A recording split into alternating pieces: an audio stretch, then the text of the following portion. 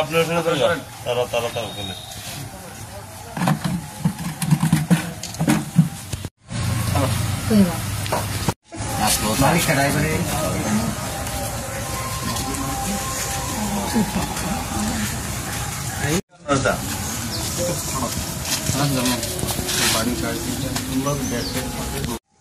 জয়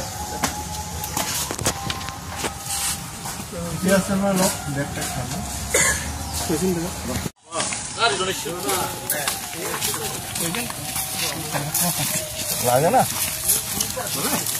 আমরা টাইম না করে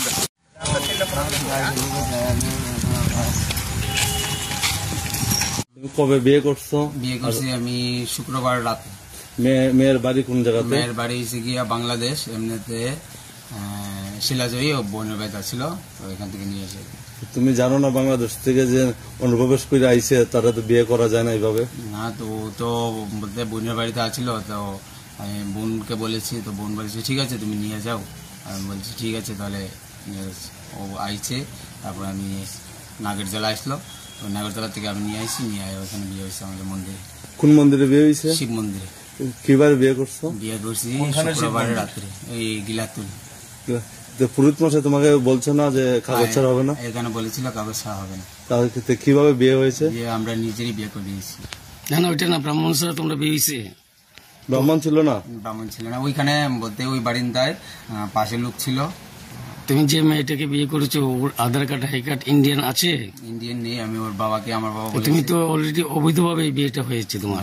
বলেছি ওর বাবাকে, বলেছি আমার বাবা বলেছে যে যত তাড়াতাড়ি পারো ওইখানে তোমার মেয়ের ইন্ডিয়ান কাগজপত্র পাঠাও। ইন্ডিয়ান ডকুমেন্টস ছাড়া কিভাবে হলো বিয়েটি? সে দুজন প্রেম করি তো। আচ্ছা, আরেকটা কথা বলছি, ব্রাহ্মণে কত টাকা দিয়েছো? না, ব্রাহ্মণ নেই তো ওইখানে, কেউ ছিল না? না, ব্রাহ্মণ ছিল না। তোমার নাম? আমার নাম বিকাশ দেবনাথ। বাড়ি? বাড়ি 22 গড়িয়া। এইটা কার বাড়ি? এটা মামার বাড়ি।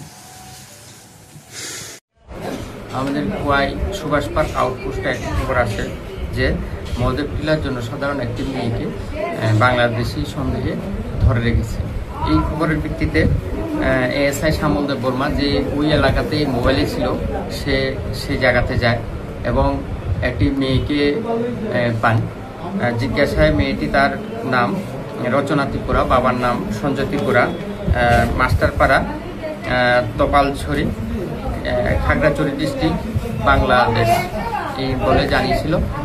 সে এও জানিয়েছিল যে সে 3-4 দিন আগে শিলাচড়ি বর্ডার দিয়ে প্রথমে সে বোনের বাড়িতে এসেছে এবং পরবর্তীতে সে ওই দিকে তেলিয়ামুড়া যাওয়ার উদ্দেশ্যে সে এখানে এসেছেন। তো